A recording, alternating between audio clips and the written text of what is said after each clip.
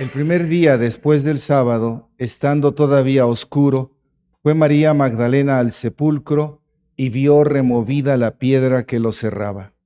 Echó a correr, llegó a la casa donde estaban Simón Pedro y el otro discípulo, a quien Jesús amaba, y les dijo: se han llevado del sepulcro al Señor y no sabemos dónde lo habrán puesto.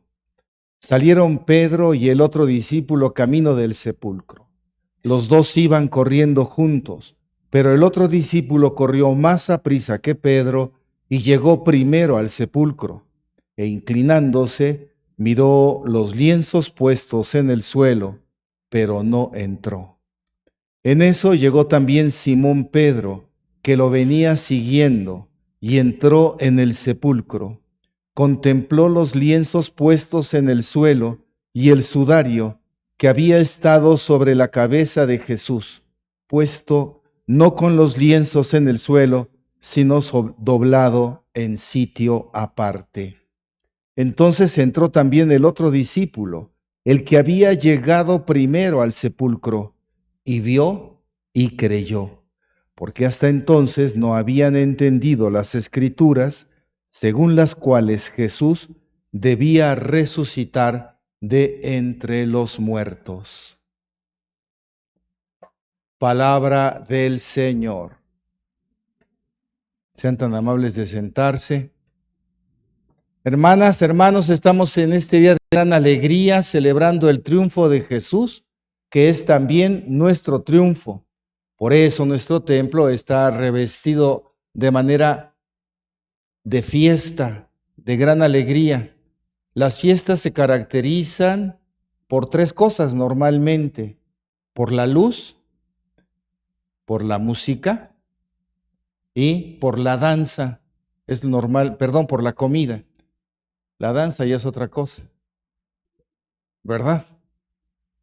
Comida, luz y música. Y esta celebración tiene estos tres elementos. Tiene más música que en las celebraciones anteriores de Cuaresma.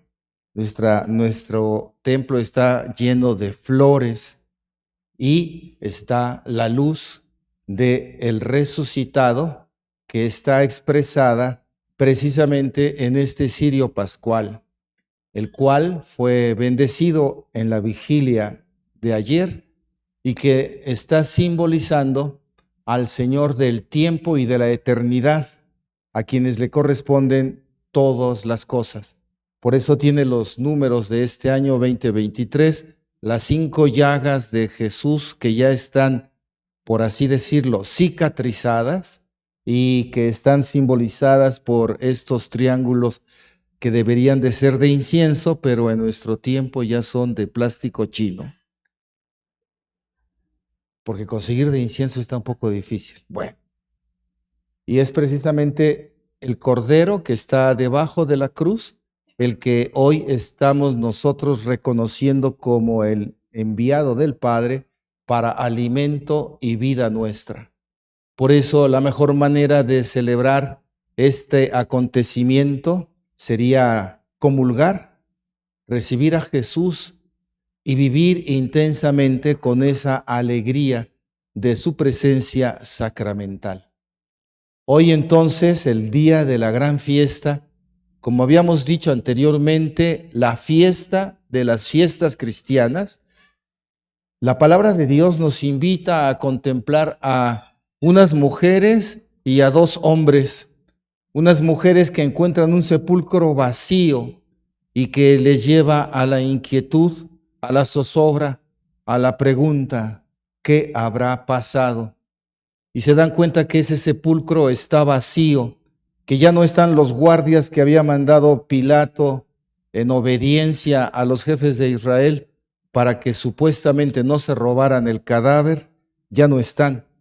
La puerta que estaba cubriendo, que era una losa pesada, ya no está tampoco, está movida. Y adentro solamente encuentran unos lienzos y un sudario. Y eso les lleva a una inquietud mayor: ¿qué habrá pasado con ese cuerpo? Y no alcanzan a dar una respuesta. Y por eso se regresan presurosas a donde están escondidos por miedo los discípulos más cercanos de Jesús, los apóstoles.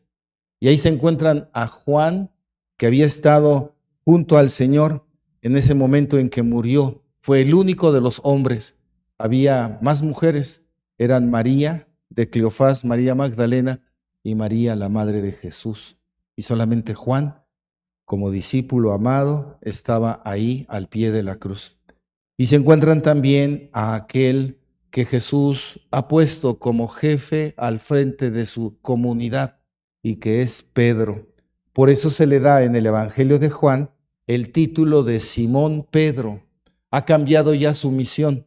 La misión de Pedro será ahora, y después será reafirmada por Jesús resucitado, confirmar la fe de sus hermanos.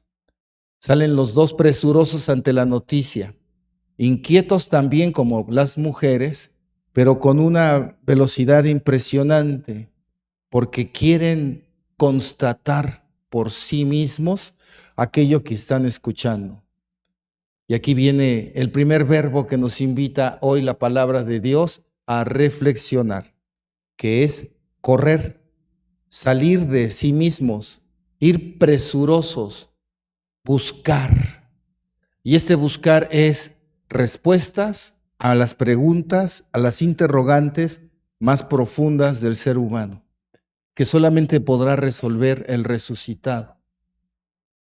Ni la ciencia, ni los conocimientos históricos, ni las culturas podrán dar la respuesta verdadera y profunda a las preguntas que están en todo ser humano. ¿De dónde venimos? ¿A dónde vamos? ¿Quiénes somos? ¿Para qué sirve la enfermedad, la muerte? ¿Tiene sentido la pobreza, el sufrimiento? Esas preguntas no te las va a resolver nunca la ciencia, ni la filosofía. Y ellos salen presurosos de sí mismos a buscar la respuesta. Primera actitud entonces que nos invita el día de hoy la celebración de la resurrección del Señor. ¿Verdaderamente busco con corazón abierto? Salgo de mí mismo, de mí misma, al encuentro de aquel que puede ser la respuesta a mis preguntas más profundas. ¿Verdaderamente me desinstalo o me quedo en mi zona de confort viendo como un espectador, como una espectadora, la celebración de los cristianos que es la Pascua?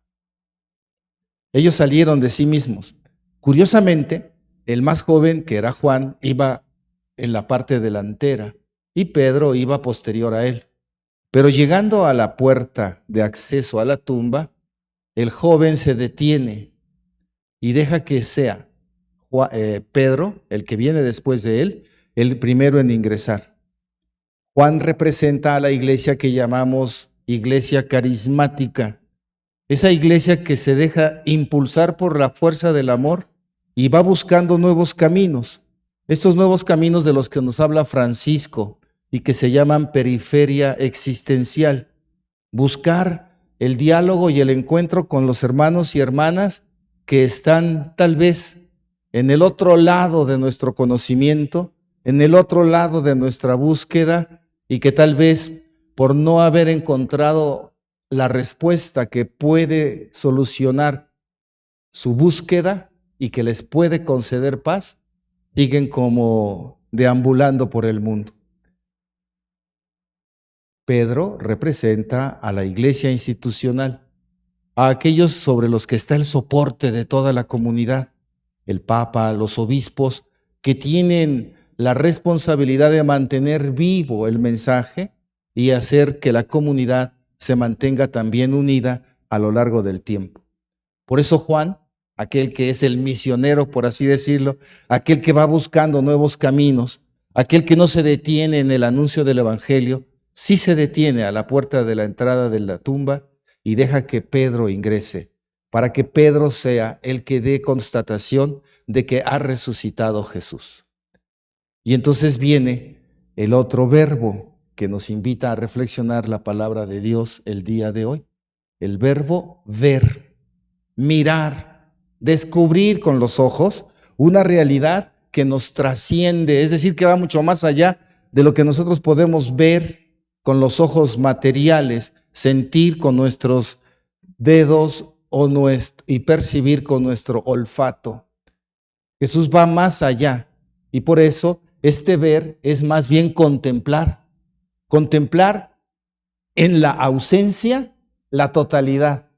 No hay cuerpo, solamente hay unas telas y esas les están demostrando a ellos que la promesa de Jesús se ha cumplido.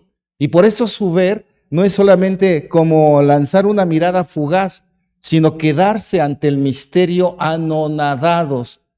Yo me imagino, no lo dice el Evangelio, pero me imagino que Pedro y Juan se pusieron de rodillas ante eso. Las mujeres se quedaron asombradas. Estos están un poquito, ¿cómo es posible que si no está Jesús, en lugar de ponerse a llorar y decir dónde se lo han llevado, se pongan a venerar esas reliquias que conservaron su cuerpo? Ellos vieron. Y después viene el otro verbo, que es el que también nos invita la palabra de Dios el día de hoy. Antes de pasar a ese, quisiera hacer la reflexión para nosotros. ¿Verdaderamente vemos, miramos esa realidad que nos trasciende en el día a día, donde está actuando el Señor? ¿O pensamos que eso era lógico que pasara? Era lógico que no me mataran cuando yo iba pasando por la calle. Estaban disparando de un lado a la policía y del otro lado los narcos y no me pasó nada. ¿Miramos? ¿Miramos con mirada de fe?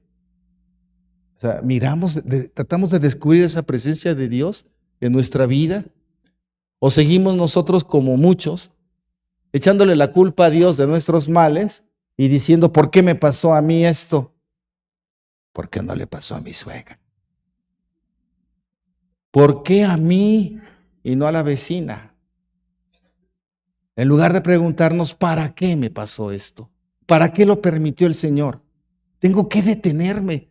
Hay personas que iban así, pero para arriba, y de un momento para otro, ¡pum!, caen impresionantemente como una losa desde el cielo. Tal vez como ese globo aerostático que se quemó la semana pasada en Teotihuacán. Así caemos. Y en lugar de preguntarnos, ¿para qué me pasó esto? ¿Por qué? Si yo pagaba mis diezmos, yo siempre iba a la catedral con el Padre que perdonaba los pecados más gruesos. Y que yo iba a tales procesiones y rezaba tantos rosarios. ¿Por qué? Pregúntese para qué y va a encontrar la respuesta. Pero esa pregunta de para qué es en el momento en que nosotros vemos, miramos, profundizamos. Y después viene el otro verbo que es el que acabamos de mencionar, creer. Creer es ponernos ante el misterio como lo hace Pedro y Juan en mi imaginativo, de rodillas. Descubrir entonces que Dios está acompañándonos ahora de una manera impresionante, porque es invisible, pero es cierta. Nos está acompañando con su voz en el silencio y es una luz en la oscuridad. Esta es la nueva compañía del Señor resucitado, aquella que no alcanzaron a ver los discípulos de Emaús en su regreso a su aldea, pero que después descubrieron en la partición del pan que era alimento de vida para todos. Ahí es donde vamos a profundizar en esta fe al Señor, en la recepción de los sacramentos, en la lectura meditada de su palabra y en la acción de caridad hacia los hermanos y hermanas. Por eso dice Jesús, en el Evangelio de Juan nos recuerda que ¿de qué sirve decir que amamos a Dios si no amamos a los hermanos? ¿De qué nos sirve creer en Dios si no creemos en los nuestros? Si no creemos en nosotros. Creer en nosotros, no porque somos los mejores del mundo, sino porque somos imagen y semejanza de Dios. Creer en los demás no porque si nunca nos hayan fallado, sino porque son hijos e hijas de Dios, son de mi familia, no son enemigos, no son adversarios.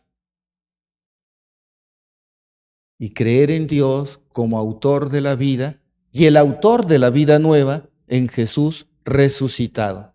Hermanas y hermanos, hoy es entonces el día para seguir afianzando nuestra búsqueda, para contemplar el misterio en la realidad que no tiene respuesta racional, sino una respuesta que es la que surge desde nuestro ser bautizados, la respuesta de fe.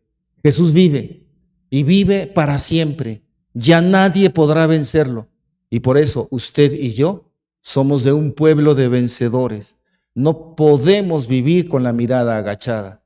Miremos hacia el infinito de Dios con los pies bien puestos en la tierra y convencidos de que los discípulos y discípulas de Jesús viven la alegría que no se acaba de este resucitado que es luz y vida para todos nosotros. Amén.